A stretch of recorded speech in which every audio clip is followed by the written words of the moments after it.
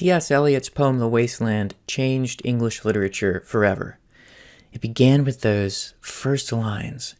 April is the cruelest month, breeding lilacs out of the dead land, mixing memory and desire, stirring dull roots with spring rain. With those first 4 lines, T.S. Eliot reshaped English poetry forever. A century later, The Wasteland remains one of the most profound, one of the most important, and certainly one of the most challenging works in modern poetry. Harold Bloom called the poem Eliot's major achievement, a grand gathering of great fragments and indisputably the most influential poem written in English in our century. If you want to understand the modern sensibility, you can't go wrong with starting with The Wasteland. But what does all this mean, and why does this poem still haunt us today? Hi, I'm Dr. Adam Walker. I received my PhD in English literature from Harvard University, and my mission is to guide readers through the great works of English poetry. And I'd like to invite you to this course on The Wasteland, beginning in April 2025. This is a famously difficult poem. It's one that should be read in conversation with other readers, and it's one that should be read and encountered slowly and reread again and again. To join this course, you'll need to become a member of the Versed community. Currently, the price of admission is $15 a month, which is the price of pizza and a 2-liter of Coke. But if you join, you don't just get access to this course, The Wasteland, you also get access to the lectures, the introductions, and the discussion sessions. And you'll also get access to whatever current courses I'm teaching at the moment. I'm teaching 2 others now. And you'll have access to all of the previous recordings, all the chat rooms and discussion forums, or fora, with a community of readers like yourself. We aren't all experts on this platform. We're not all veteran readers of poetry. Some of us are quite new to it. Some prefer to participate in the discussions. Others prefer to just sit back and watch. However you want to be a part of this learning community, you would be most welcome. I believe that great poetry is best encountered through slow, careful readings and rereadings, and that it should be enjoyed in community and in conversation with other readers. That's why I'm offering a deep dive into Eliot's masterpiece, The Wasteland. Its history, its allusions, its erudition, its enigmas. We'll spend 5 weeks unraveling the poem's fragmented voices, its mythic depth, and sometimes its responses to the world-shattering modernity. The great thing about reading this poem as a group is that readers are able to use their own interests and expertise to understand the poem. There will be guided lectures to watch before each meeting, so you will have some structure provided by me, but there are many paths into this poem. There's Arthurian romance, there's tarot card symbolism, there's Eastern religion and spirituality, there's Christian theology, there's the traditions of classical English and American poetry, history and biography, a pagan ritual, and many, many more. In fact, many more that probably wouldn't even occur to me. So this is something that's really special about encountering this poem within a guided discussion context. And the way I'm running this course is modeled off of how I teach university literature courses. There's the lecture and reading, or the introductory material, and then the seminars. Let me show you what the learning outcomes will be. This is what you're going to get. You're going to develop confidence in reading The Wasteland and other great works of modernism. This is going to go a long way.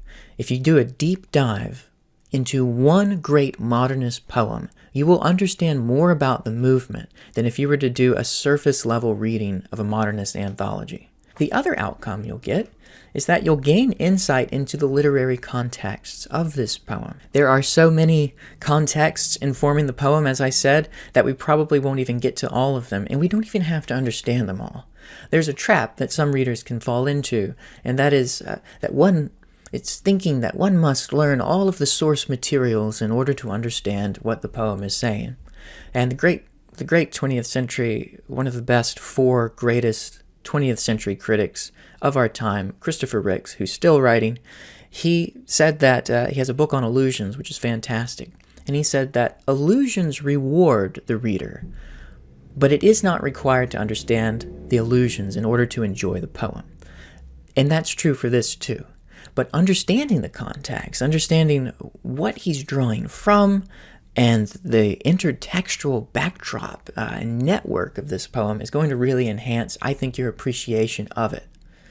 And now the next thing you'll get from this course is that you'll discover more about your own literary tastes. Every deep dive into a work of literature is going to help you discover more about yourself. You're going to learn about yourself as a reader, what you enjoy, what you think you would not enjoy. You'll understand a little bit more about your own prejudices that you bring to poetry. You might discover that you absolutely hate this poem. I doubt it. I think a lot of readers, when they first read it, they're so frustrated they hate this poem, but once they get into it, once they see how alive and musical and really enriched and beautiful it is, the more they love it. And I hope that's going to happen to you. And then finally, whether you like the poem or not at the end of this course, you will have enhanced your recognition of beauty in language. Being able to find and to recognize beauty in language, not just in the meaning, but also in the textures of the words and how they sound when read aloud, is going to help you find beauty in everyday life and other works of literature.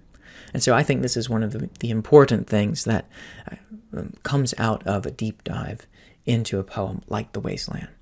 So whether you're a seasoned Eliot reader or whether you're encountering this poem for the first time, this course is designed to challenge, inform, and inspire and transform the way you read poetry. I've called this course The Wasteland in Slow Motion.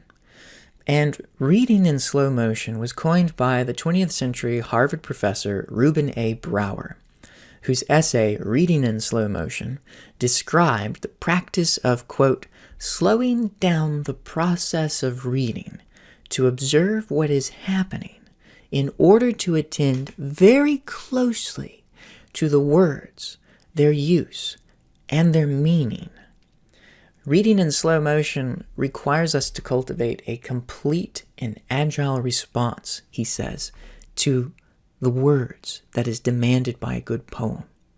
So I'll be encouraging you all, as you're completing your readings, to read the poem aloud. Read it slowly. Read it again and again, because each time you read it, you come to a closer understanding of what it's actually saying, what it's suggesting, because the poem doesn't quite say. It suggests. We're going to get into how this works in some of the introductory lectures. But without an overarching focus, like politics, history, or theology, this course invites you all to come with your own interests, your own questions, and to use this as an opportunity to encounter the wasteland through close reading, community, and conversation. So, how to participate in this course?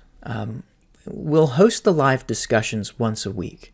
And before each meeting, readers are encouraged to complete the readings in advance. We're going to take one section of the 5-sectioned poem each week. You're going to complete the readings in advance, and you'll watch some introductory videos and lectures that I'll make in each module. I'll publish 2 introductory lectures to YouTube in the coming weeks, but the majority of this content is only going to be available to students on Versed. Before each meeting, students will be invited to leave 2 annotations on a live shared document of the poem. We'll have it in a Google Doc. Anyone can access it and leave comments.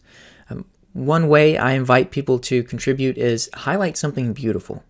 By highlighting a beautiful passage, you'll help others kind of see what was beautiful about it, and it'll help sharpen our attention to beauty in language.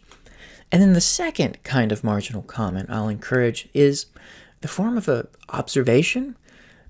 Some people like to go really deep and develop a mini essay, and so in the marginal comments you can add kind of a deep dive into one of the words or phrases in the poem to help illuminate this meaning.